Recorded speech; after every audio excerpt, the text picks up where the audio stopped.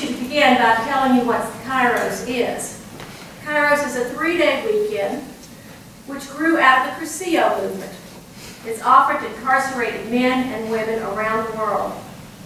Our Kairos retreats are held twice a year, and they're followed by Saturday reunions once a month to continue building relationships and trust within the system. The main objective of a Kairos weekend is to facilitate and encourage the formation of Christian prayer and share groups within the prison community. Our goal is for the ladies to be a support for one another, both spiritually and emotionally.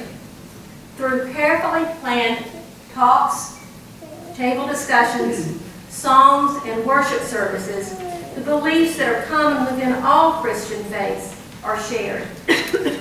Talks and discussions focus on seeing everyone as a child of God, learning about His unconditional love and grace, and working at forgiveness for those who have hurt us, and forgiving ourselves for things we have done and for those we have hurt. In the collect this morning, we heard the prayer, "Do not leave us comfortless, but send us your Holy Spirit to strengthen us." When I read the word comfortless, my mind's eye pictured loneliness, isolation, abandonment, and fear. And perhaps that's something to do with why Cindy asked us to talk to you about Kairos as we witness it in a women's prison. Leaf Correctional Institution is a maximum security facility in Greenwood, South Carolina. It houses 750 to 800 women who have been judged as unfit to live in society, according to prison authorities. In reality, though, these women are mothers, grandmothers, daughters, and wives just like us. Their days are filled with restrictions. Phone calls to their loved ones are limited to 15 minutes and are monitored. Their families can't call them for any reason. During visits, hugging and touching is limited to the beginning and to the end of the visit, and it must be brief. They can't take their children for a walk in the sunshine or enjoy a meal with them. Contact with family is closely controlled and watched. That is, if their families come to visit. Some of the ladies never have a visit. They've been tossed aside by their families and often haven't seen them since their arrest. Their children are being raised by grandparents, aunts, and all too often, the foster care system. Mother's Day is not a time for celebration. It will be one more day of solitude, guilt, and regret. My involvement with Kairos began about 9 years ago. I used to say that God kind of nudged me into this, but it would be more accurate to say that God just shoved me in. For in 1998, my son Cooper was convicted of a crime that culminated in a lengthy prison term, and he is currently serving his time in a South Carolina prison. Several years after being on the inside, he was chosen to be a participant at a Kairos retreat. Afterwards, he told me all about this experience of that weekend. My interest was tweaked, and I started looking for information about Kairos. Sometimes later, he told me about a holiday meal with all the trimmings that had been served to the entire prison by members from a Kairos team. When he said, "Mom, those Kairos people really give Christians a good name. They don't judge us, they don't put us down, and they listen." Well, God really got my attention then. I knew that I wanted to know more about Kairos and the ministry. So my journey began. So now for my journey. When I retired from education after 32 years, Linda asked me about being a part of the ministry one Sunday after church. At that time, I just didn't feel that I was ready. That was about 4 years ago. In the fall of last year, I just had the feeling that God had decided, not me, that I was ready. I mentioned it to Linda after church one day, and she got me the information, and I began the training. Of course, God always has a way of giving me an arrow to specifically point the direction I should take. I had broken a window in our house, didn't mean to, so we arranged it to have it replaced with a local glass company. Two gentlemen came in to install the window, and I had left my Kairos book on the kitchen counter where they were working. One of the gentlemen and I had started talking. Of course, imagine me talking. But we just started talking, and at one point he pointed to the book and he said, you know about Kairos? I said, yes. And I explained that I was preparing to go in with the team in April this year. So he told me his story. He had been incarcerated in Florida for several years, and the Kairos team came in a few times while he was there. He said he had taken part in it and went on to talk about how all the inmates loved having the team come in, especially for the cookies. And we'll talk about that a little bit more later. After this conversation, I said, I see where you got that. Yeah, that was my direction. That was my arrow from God telling me to go to Kairos, which I thought was really, God does that to us. As I attended the training meetings, the idea that I was actually going in began to sink in. There was absolutely no fear for me about going into the prison. That didn't bother me at all. It was the idea that I wasn't sure I could completely communicate with these ladies that the wonderful, amazing love that God has for all of us. I had to remind myself that the court had made the decision to place these ladies in prison for the crime they had committed. They were there to pay their debts to society.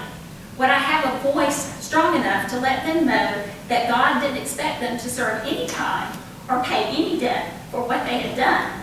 Jesus had already paid that price for all of us.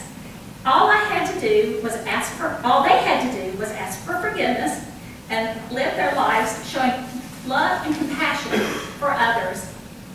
In John 15:12-14, Jesus told the disciples, "My command is this, love each other as I have loved you.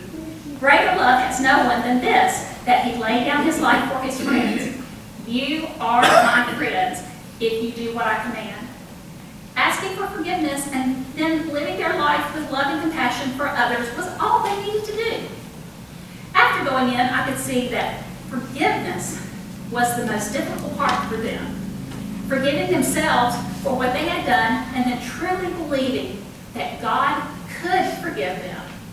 Could it really be that easy?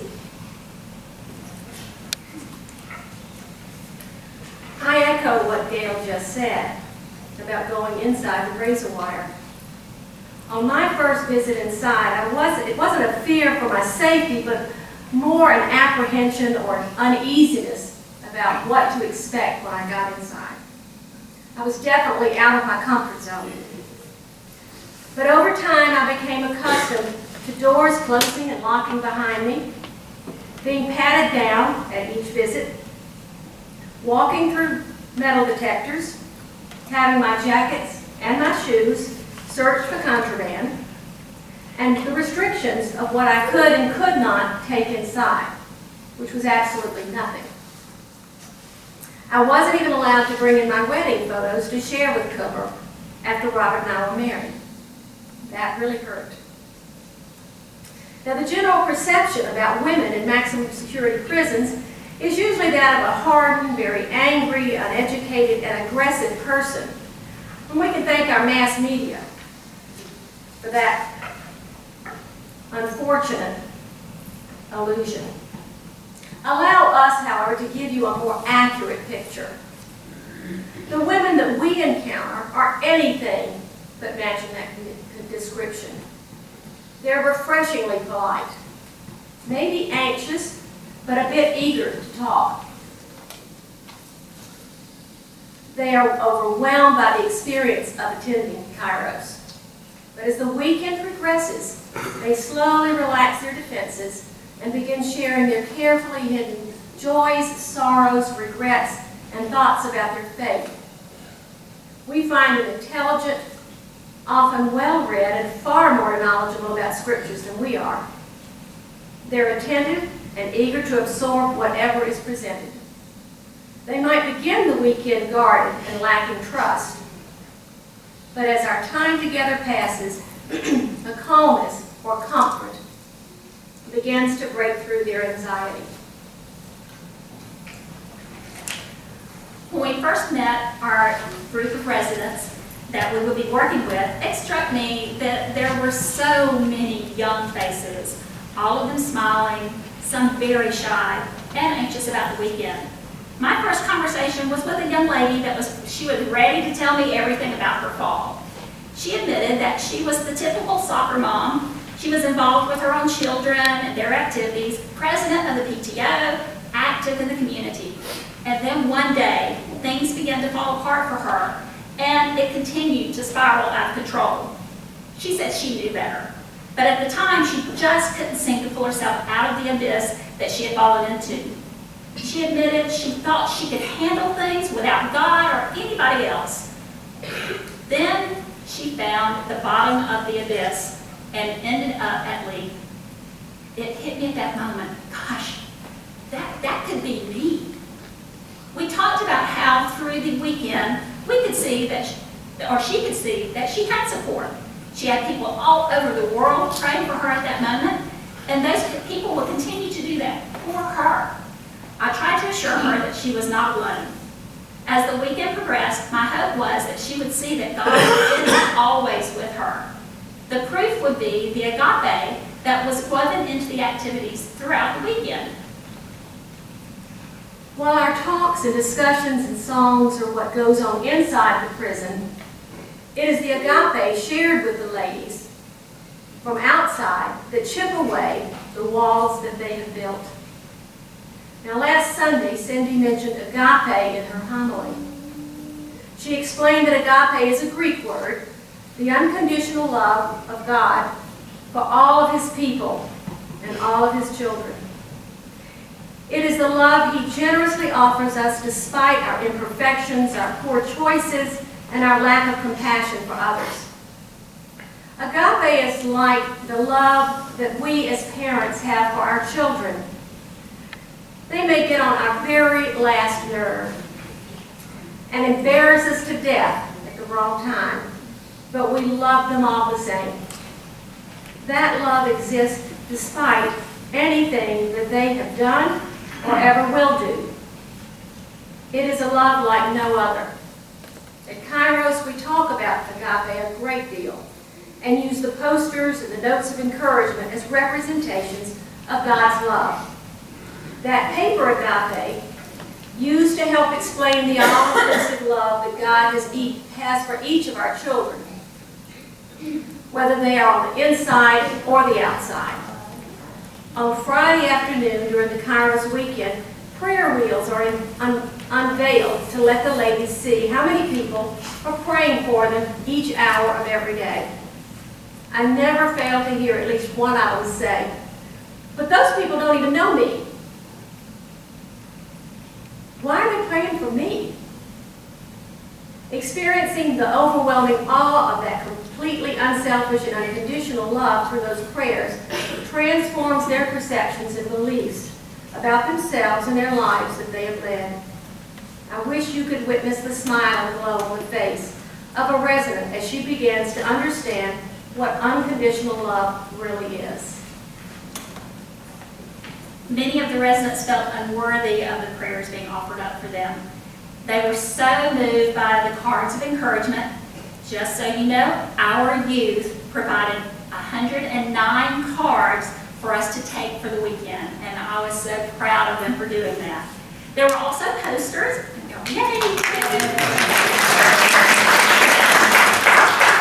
There were also posters and placemats that had those words of encouragement for the residents. And they didn't want to let go of those placemats. And after meals, they would carefully fold them up and put them somewhere so that they could take them back to their room with them. And they wanted to they felt compelled to personally thank each person that had done something for them. But we had to explain to them that the folks didn't expect any thanks. That they just wanted to communicate God's unconditional love and how they could be a part of that love, and they could share God's message with the other ladies in their dorms through their acts of kindness and compassion.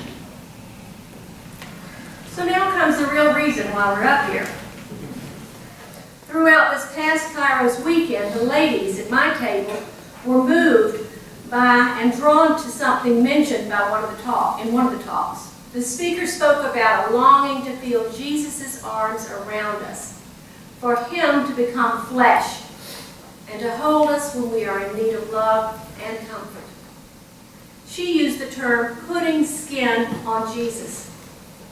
The idea that Jesus feels things through our hands and that he uses us to do his work resonated for these ladies.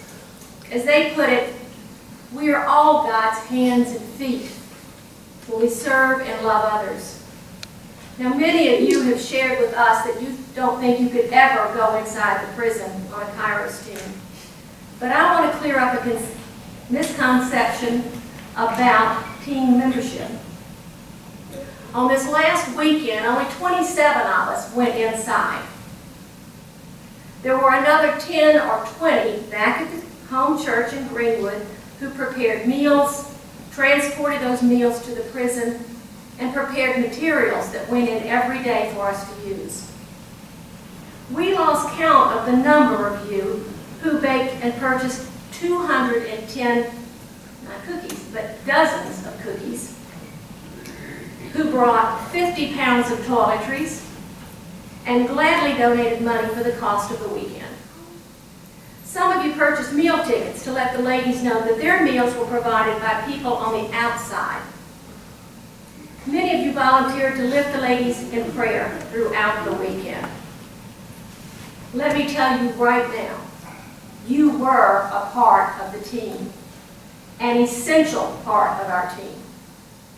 The members who physically go inside could never do it without the support and the generosity of each of you who did visit the prisoner in your own way. For when you did it to the least of these, you did it to him. We truly thank you. You were and are the hands and feet of Jesus. Cindy asked us to give one moment when we saw God working behind the walls of the prison. And there were really so many. It was difficult to narrow it down to just one. You could see the moment when the ladies would realize that people really did care for them and were not passing judgment on them. For each lady, this realization came at different times during the weekend, and you could see the glow of joy on their faces when it did, and there really was a physical transformation. So I'm going to try to describe one of the instances for me for you. There was a beautiful young Hispanic lady, originally from New York, that sat to my right at the table all weekend. She was very sad and very angry most of the weekend, and you could just see that from her facial expressions. At one point, she leaned over and we talked a little bit about forgiveness and how important it is to be able to forgive. This forgiveness would be for the person who had done something very bad to her or the person who had caused her to make bad choices.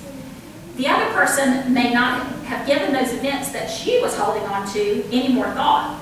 So all of the bitterness and pain that was the burden she was carrying, not the person that caused it.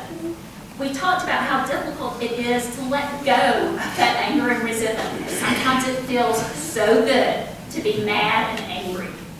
We also talked about forgiving herself for the bad choices that she made that culminated with her incarceration. During the weekend, the residents are given a 2 by 3 inch piece of paper, and this is rice paper. They're told to write on the paper the person or persons or events that they would like to forgive and let go of. For the next evening and day, this young lady wrote in little tiny handwriting on her piece of paper. During some of the talks, she would suddenly think of something and hurriedly get her paper out and start writing in that little tiny handwriting what had come to her mind. On Saturday evening, we have what is called a forgiveness ceremony, where they place the rice paper with what they wanted to forgive and let go of in a bowl of water. As the water is stirred, the paper dissolves, and so do the names and the events. This particular young lady suddenly became a different person. She started to smile. She started to laugh out loud. She was ready to share with the rest of the group at our table. She seemed relieved to let go of all of those bad memories that were dissolved with her piece of paper.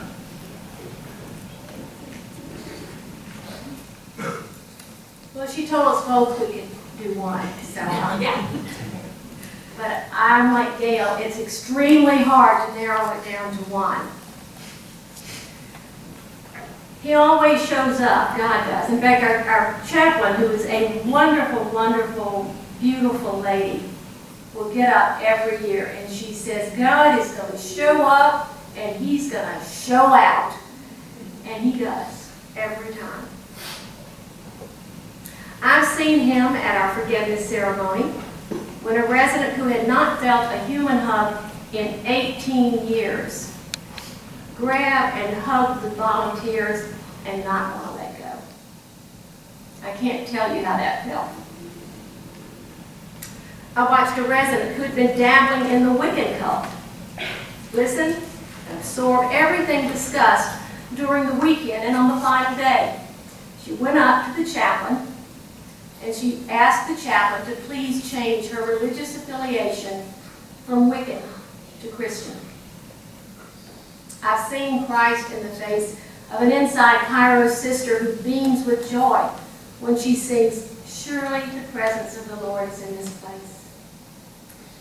And I feel Jesus' presence when ladies on the inside come up to me and tell me they're praying for Cooper and for me.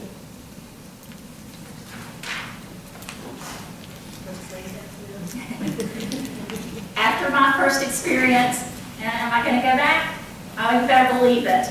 After seeing how moved these ladies were at the thought that we would spend time with them and that there really is evidence of God's unconditional love, I'm going back in.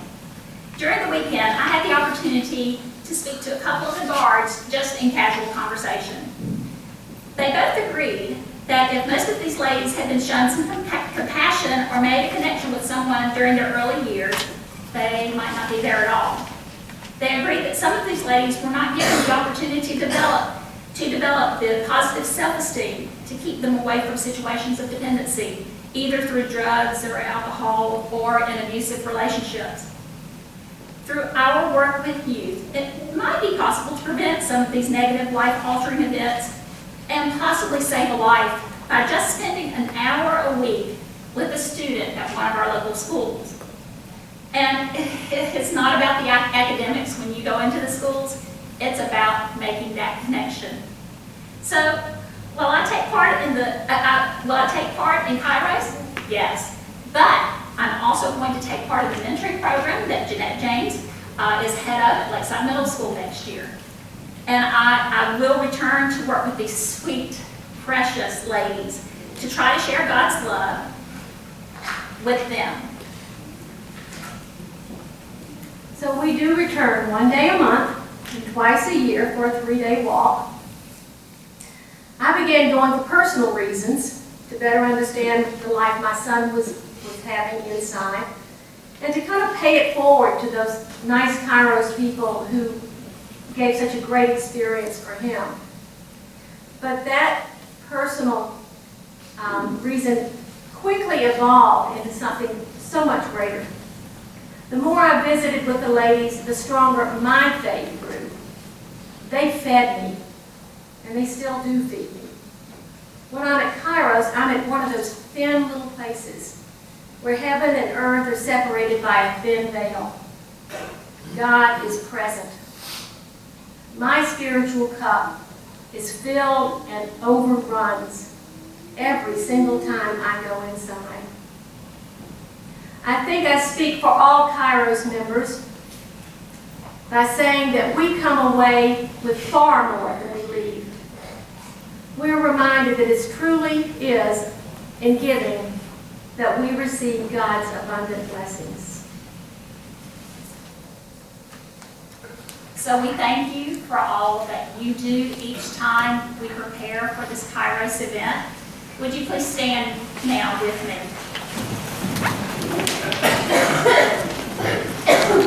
The Lord be with you. And also with you. Let us pray.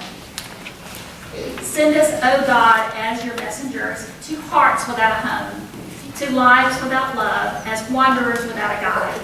Send us to the children whom none have blessed, to the hungry whom none have fed, to the fallen whom none have lifted, to the bereaved whom none have comforted. Kindle your flame in our hearts, that others may be warmed thereby. Cause your light to shine in our souls, that others may see the way. Keep our sympathies and insights ready, our wills keen, and our hands quick to help our sisters and brothers in their need. Amen. Amen.